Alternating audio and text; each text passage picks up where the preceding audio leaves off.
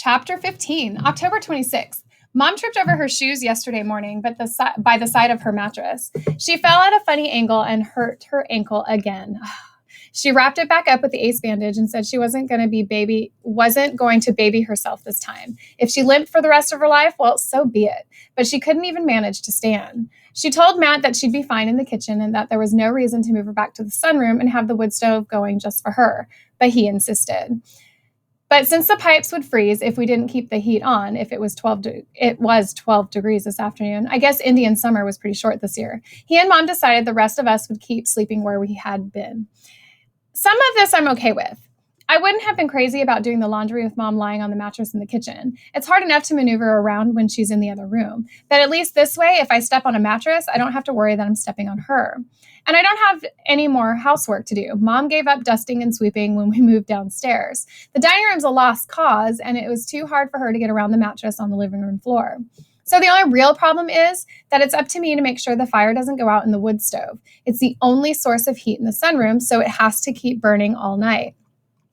I wake up a lot anyway. I just have to put a log or two on the fire every time I do. I made Mom promise if she woke up cold, she would yell at me to get up, but I don't know if she really will. Matt says he wakes up too. He'll check on it, which means he'll walk through the kitchen to get there and probably wake me up anyway. It would make sense for me to sleep in the sunroom, but the idea of even getting a little bit of privacy is so thrilling to me, I can't bear to give it up. Mom and I have been alternating visiting Mrs. Nesbitt, so I'll just take over her shift. If nothing else, that'll give me an excuse to leave the house. But no more skating. There's no way I can leave Mom to go to the pond and skate. It doesn't matter. I spent a lot of yesterday trying to decide if it really happened or if I just made it up. You know, me skating with Brandon Elric. Us actually talking. Him being so nice. Well, I've made stranger stuff up than that. He probably was just being nice when he asked me to come back. He probably prefers skating by himself rather than being stuck with some dumb fangirl klutz. Mom was upset I wouldn't be able to go skating. She told me she'd be fine, but of course, I couldn't leave her like that. When you're better, I'll go skating again. The whole pond isn't going to thaw out anytime soon. I'm afraid not, but I feel so bad for you. You were finally doing something you enjoyed, and now I've screwed things up again. I thought she was going to cry, but she didn't. I guess none of us is crying anymore. October 28th. Peter came by unexpectedly. Well, all visits are unexpected these days. So what I mean is he wasn't summoned and checked out Mom's ankle. He agreed it wasn't broken, but he said the sprain is worse than the last one and Mom needs to stay off her feet for at least 2 weeks, maybe more. He also thought Mom might have broken one of her toes, but he says there's nothing that can be done about it, so why even worry? Which is pretty funny coming from Peter. There doesn't seem to be much point in sleeping all night since I have to check the fire regularly, so I'm grabbing naps day and night. I sleep for 2 or 3 hours, then wake up and do whatever needs to be done, and then go back to sleep. Actually, the smartest time for me to sleep would be in the early evening when Matt and John are home and I contend a fire. But that's the time I most want to be awake. Sometimes I nod off anyway.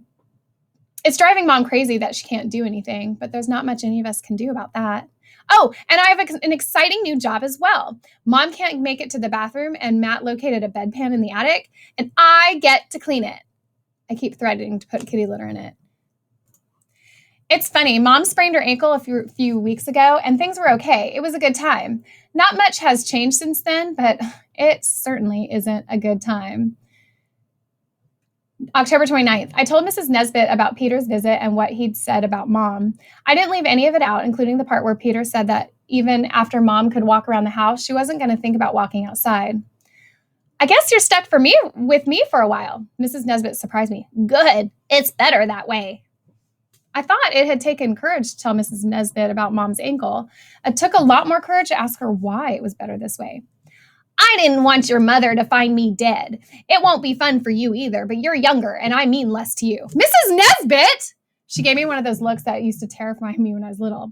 There's no time for make-believe. I could be dead tomorrow. I need to talk honestly. No point of beating around the bush. But I don't want you to die. I appreciate that. Now, when I die and you find me, here are the important things. First of all, do whatever you want with my body. Whatever is easiest. Peter dropped by to visit me after he left your house and told me that a dozen or more people are dying every day around here. I'm no better than any of them, and probably a fair amount worse than some. Peter says the hospital is still taking bodies, so if that works for you, it's fine for me. Never liked the idea of burial anyway. Always preferred cremation. My husband's ashes are scattered in the Atlantic somewhere, so it's not like our graves are side by side. Okay, all right. If I find your body, I'll tell Matt and he'll get you to the hospital. Good.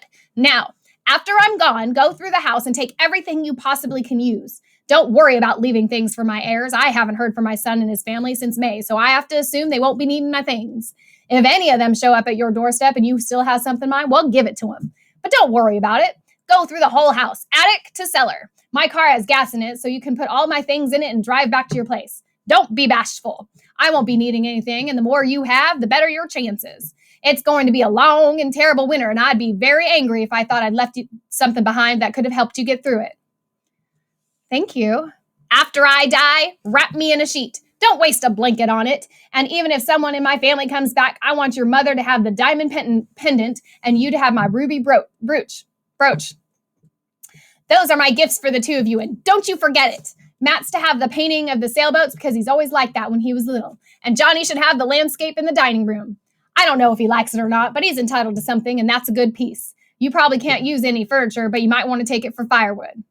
You have antiques. We couldn't burn them. Speaking of burning things, I burned all my letters and diaries. Not that there was a single interesting word in them, but I didn't want you to be tempted, so they're all gone. I kept the albums, though. Your mother might get a kick going through them, seeing them pictures of her family. You have all that? I nodded. I love Mrs. Nesbit. Anybody else? Good. Now don't tell your mother any of this until after I'm gone. She has enough to worry about. But when I've died, you be sure to tell your mother I loved her like a daughter, and all of you like grandchildren. Tell her I'm just glad she didn't see me at the end, and she should never feel guilty about that she didn't come by for one last minute. Thank you. We love you. We all love you so much. I should think so. Now tell me, have you started your schoolwork yet? Of course I hadn't, but I recognized the change of subject and went along with it. When I got home and put the wood stove and curled up for a nap, it was easier sleeping or pretending to sleep than trying to make small talk with Mom about Mrs. Nesbit. I've never really thought about what it would be like to be an old woman. Of course, nowadays, I'm not sure I'll live long enough to be any kind of woman. But I hope when I get closer to death, however old I might be, that I can face it with courage and good sense the way Mrs. Nesbit does. I hope that's a lesson I've truly learned. November 1st, Matt hovered around the house all morning, which was unusual. He's been even more obsessive about chopping wood ever since Mom moved back to the sunroom. I know it's because we're using firewood earlier than planned, but it still annoys me a little. I'd like him to stay indoors occasionally and clean up the bedpan. Sometime this afternoon, I could hear the sound of a car in our driveway. Matt bolted outside, and the next thing I knew, he, John, and a couple of guys I didn't recognize were moving sheets of plywood out of the pickup truck and into the sunroom. Mom watched, but she didn't say anything, so I guess she knew about it. After the guys left, Matt and John spent the rest of the day covering the windows in the sunroom with plywood. When the house was first built, the sunroom didn't exist. It was just a back porch, and windows in the kitchen and dining room looked out on it. But when the porch was enclosed, the spaces stayed where the kitchens and dining rooms were, even though the actual windows were removed. That's where a lot of light in both rooms comes from, since the sunroom has skylights and 3 walls of windows, plus the outside door, of course. Matt blocked off the kitchen sunroom window with the plywood and put a sheet of plywood in front of the dining sunroom window so it can be pushed aside for easier access to firewood. Now the only natural light in the sunroom comes from the skylights.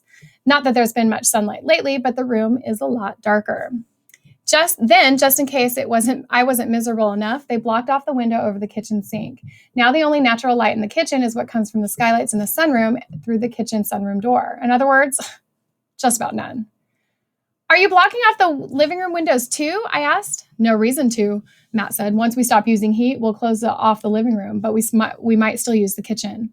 I'm so angry I could scream. For starters, I'm sure Matt got the plywood from the gang I saw in town, and I hate that he didn't tell me he was going to. No discussion.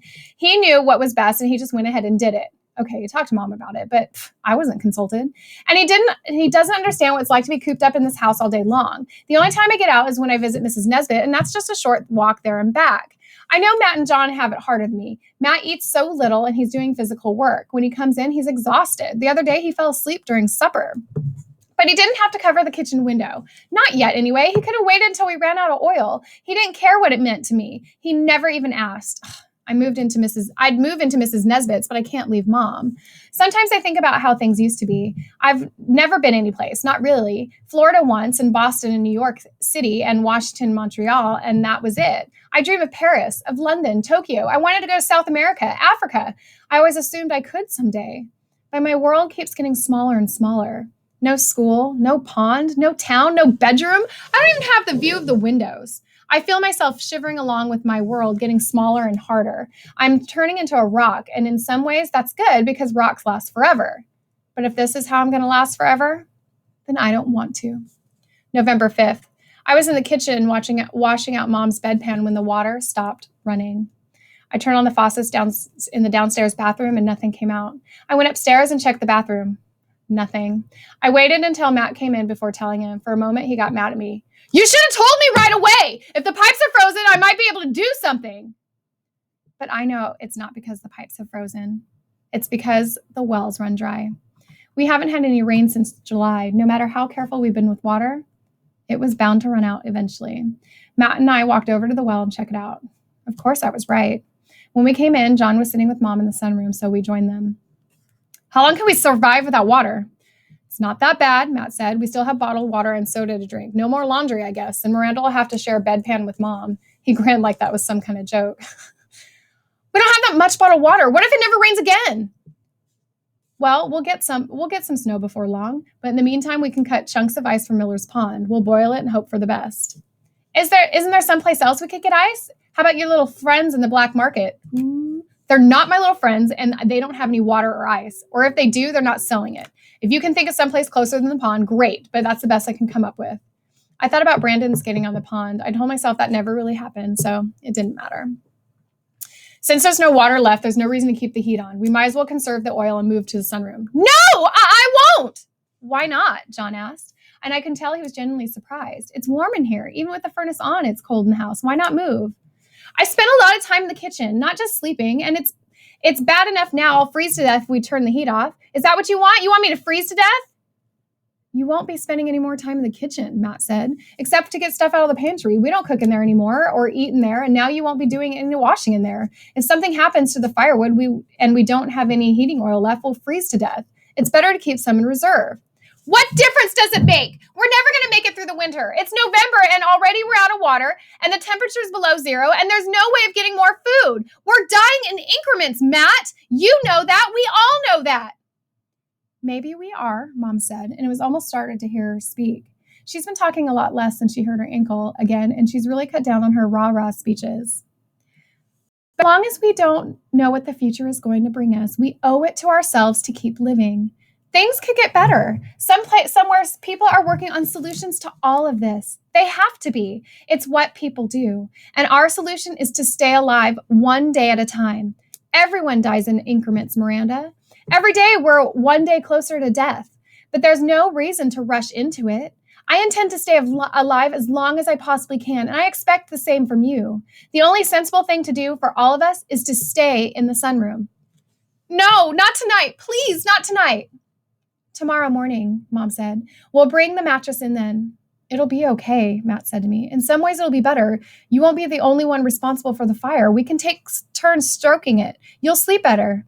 Yeah, John said. You'll have it easy, Miranda. You won't have to do even have housework to do. So tonight is my last night alone, and my world has gotten even smaller.